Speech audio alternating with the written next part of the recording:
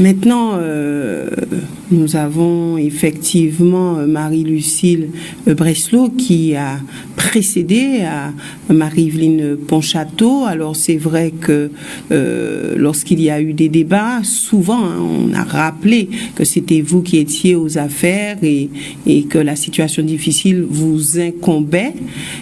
Aujourd'hui, que dites-vous à cela? Bonsoir aux téléspectateurs de Canal 10, surtout les habitants de Baïf et aussi de la Guadeloupe. Et je vous remercie de m'avoir invité à ce débat pour me permettre de m'adresser à cette population en cette période de campagne électorale. Ma présence ici, c'est simplement par rapport à la demande de la population qui m'a sollicité. Donc j'ai répondu à leur attente parce que Baïf, depuis 6 ans, est à l'agonie et 6 ans de plus, on constatera sa mort et sa défaite. Il est facile de critiquer, mais on ne critique que parce qu'il y a eu travail. Aujourd'hui, je suis accusée. Oui, il y a eu un déficit. Mais quand je suis arrivée à la commune aussi, en 2001, il y avait un déficit que nous avons résorbé. Et je n'ai pas non plus accusé M. Hachi. Je l'ai appelé. On a travaillé un moment ensemble parce que nous sommes des Baïfiens qui voulons faire avancer notre commune. Mais il ne fallait pas non plus prendre en otage la population et dire parce qu'il y a déficit, parce qu'il y a problème financier, tout de suite on augmente les impôts. Parce que ce qui a été oublié, c'est que la souffrance qui a été créée quand j'étais maire, Madame Ponchatto, le maire actuel, était vice-présidente de la région. Et on bloquait les subventions.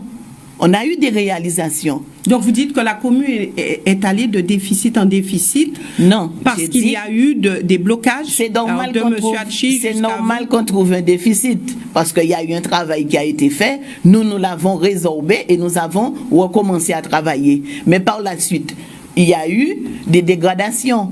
Mais des dégradations parce que nous nous sommes investis, nous avons fait des investissements au sein de cette commune. Et il est dommage de constater que quand on est candidat à une élection municipale, on doit savoir qu'on est déjà un élu de proximité. Et deuxièmement, on a aussi le devoir de la continuité du service public. Donc je vous disais, Madame Ponchatto, en tant que vice-présidente de la région, elle bloquait les subventions. Baïf n'avait pas d'aide, comme actuellement, parce qu'elle a eu toutes les subventions. Je veux citer le centre de vacances de Saint-Louis. On a fait une rénovation totale de ce centre de vacances. Jusqu'en 2018, j'ai même voté en tant que conseillère départementale une subvention supplémentaire qui lui a été accordée dans le cadre du FAC pour le centre de vacances de Saint-Louis. Et qu'est-ce qu'on constate aujourd'hui? Ce centre de vacances a été abandonné. Alors que tous les bungalows, tout le bâtiment avait été remis à neuf. Il ne manquait que l'équipement de la cuisine à mettre en place pour que ce centre puisse générer aussi des recettes au sein de la commune et permettre aussi à notre jeunesse de s'épanouir. C'est M. Hachi qui l'avait construit. Mais aujourd'hui, l'état de délabrement de ce centre de vacances, c'est une dégradation du service public. Voilà cette vérité aussi qu'on doit dire à la population. Quand on constate que la mairie de Baïf, qui est un bâtiment d'aliture, Madame Ponchatto est arrivée, elle a repeint la mairie, elle s'est installée à la mairie.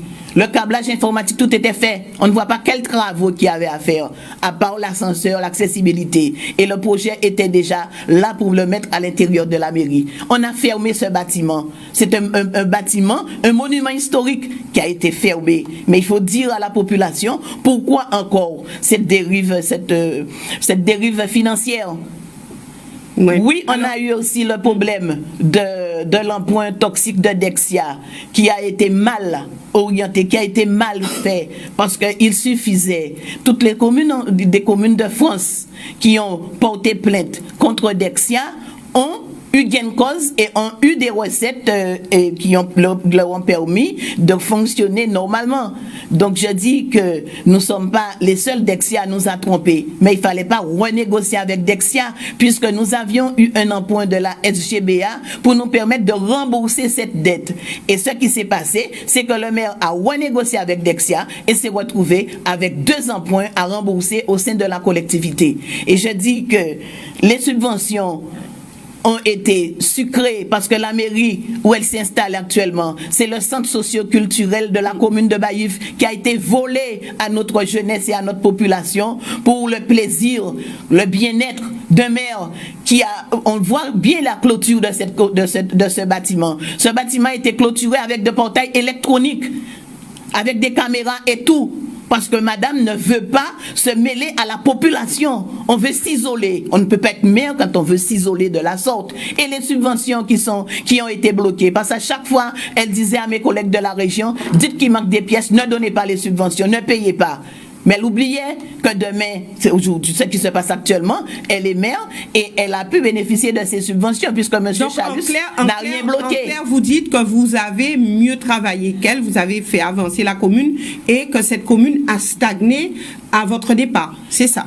Mais bien sûr, madame, quand vous voyez le tableau des finances, parce que quand même, madame Ponchato sait très bien qu'elle a mal géré la commune, qu'elle a mal abordé, elle a passé son temps à servir de professeur, à corriger ce qu'elle a trouvé à chercher parce qu'elle a la pub facile, donc je dis à mentir, à médire sur les gens, et je dis, et faire la méchanceté, parce que quand vous fermez un centre de santé, vous ne trouvez pas d'autres solutions pour aider la population, des personnes âgées, que vous déposez sur le tapis, vous licenciez 7 personnes parce que vous n'aimez pas la tête de 3 agents. Je dis que, attention, attention, il y a le respect du service public. Merci. Edouard Hatchi.